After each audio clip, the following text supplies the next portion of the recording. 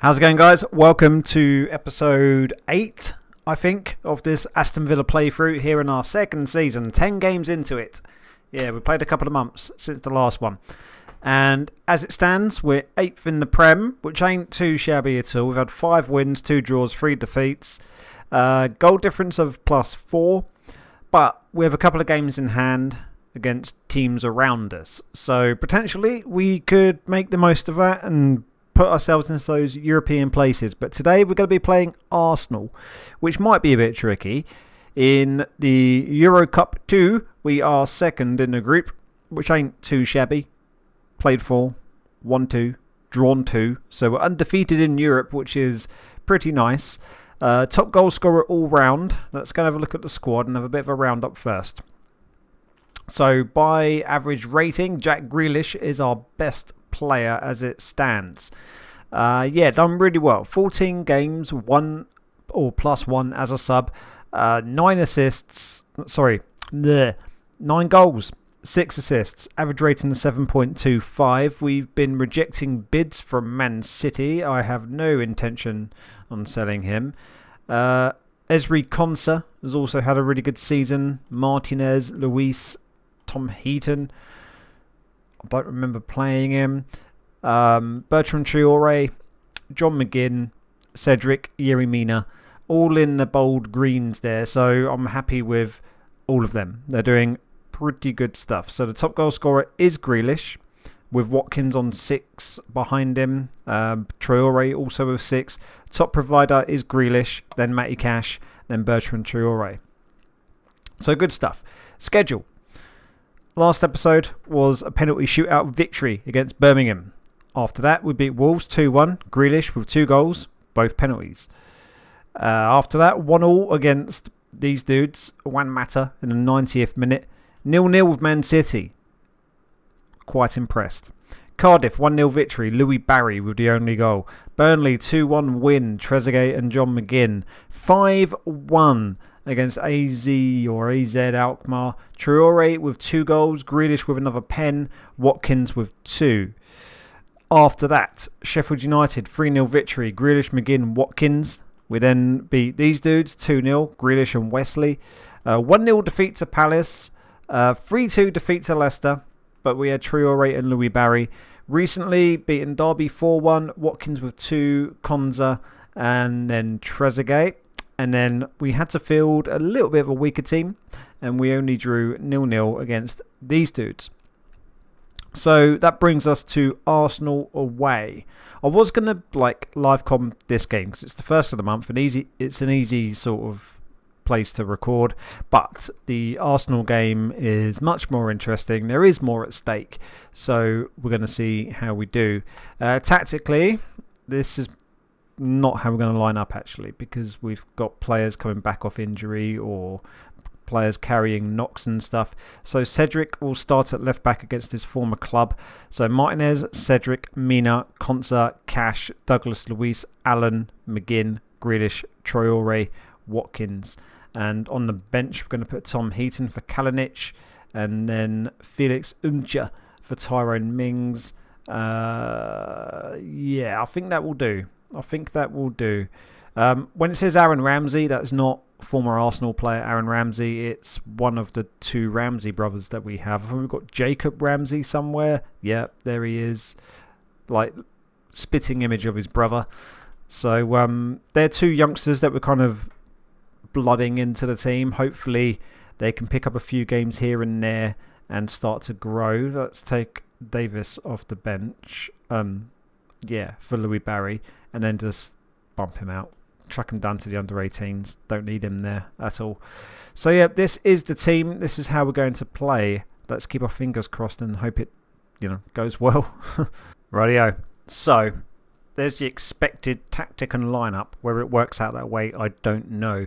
But we're going to go for cautious rather than positive, as per Craig Shakespeare's advice.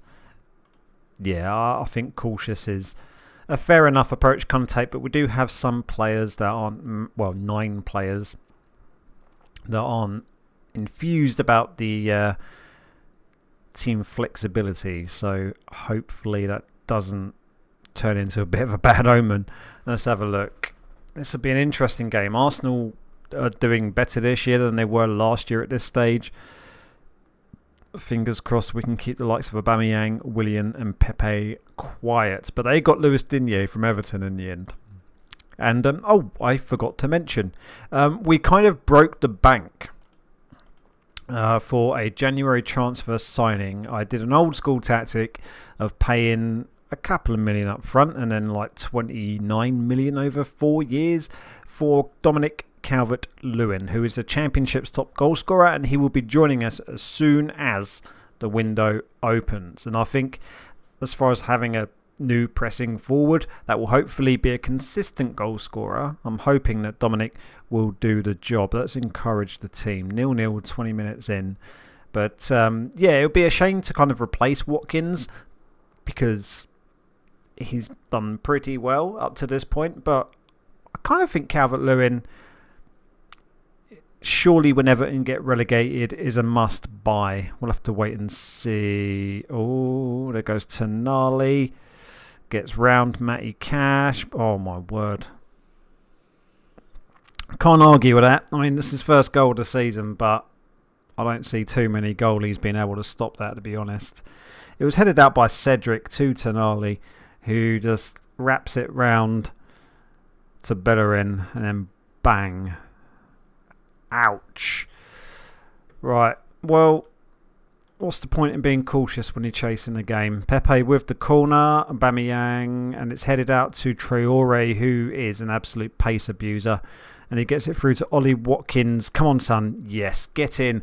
Awesome. We're really good on the counter-attack from corners because of Traore and Grealish's pace. But that was a very good goal. Ollie Watkins held the line, held his discipline really well, didn't get ahead of himself, and kept it nice and composed with that shot. So, bumping up to positive on that counter-attack, it changes the way we approach the game, obviously. And we got the equaliser. Can we do it again? No. There goes Willian. Oh, no. Oh, Pepe heads it over the bar. But yeah, 1-1. Quite happy with that. Quite happy indeed. That keeps us in roughly the same kind of area. But there goes Bastoni, who I'm quite guilty of like transfer abusing. I usually buy him. Bellerin straight towards Martinez. Another player against his former club. We have got a handful of former Arsenal players. Yeah, I mean, we're not expected to get a result out of this, so I'm going to tell them that we're happy and to keep it up, because if we take a point away from the Emirates, I will actually be quite happy. West Ham having a good start to the season. Fulham, after their absolute roaring success of a season last year, they got European football. Maybe that's what's hurting them, because they're bottom of the league with only 7 points from 12 games. Let's go to attacking, and let's... I mean, Grealish has been really poor. Let's swap them two round like that. And let's put Trezeguet out there for McGinn. Because Grealish, you might typically think him as a number 10 or a number 11. But here in the Mazzala role, he performs pretty well. Digne with the corner. And, that was close. Okay. No highlights are fine by me. I know it ain't the most entertaining matches for you, but one apiece here at Arsenal with just a handful of minutes to go, I'll take it. I think a 1-1 draw will be a terrific result, considering we're not really playing that well. Oh no, Digne, I've gone and said it, and I no, it's cleared. Trezeguet nods it on to Watkins. Oh, come on, Ollie, steal it, counter attack from the corner again. Oh my word, I thought that was still going in. We get the corner now with 60 seconds to go. Jack Grealish. No. Goal kick to Arsenal. Under a minute to go, but knowing them, this is going to end up in the back of the net. There goes Leno to Holding. There goes Tonali. Nerve-wracking end to the game here with Hector Bellerin, the goal scorer. Really good goal as well. Lacazette. Bellerin, he runs it off the pitch. And you can take your time, Martinez. Yes, that is a really, really good result. I'm very, very happy with that. So I'm going to leave it there. Hit the thumbs up button if you're happy with a 1-1 draw. I am. Take it easy. See you soon. Peace.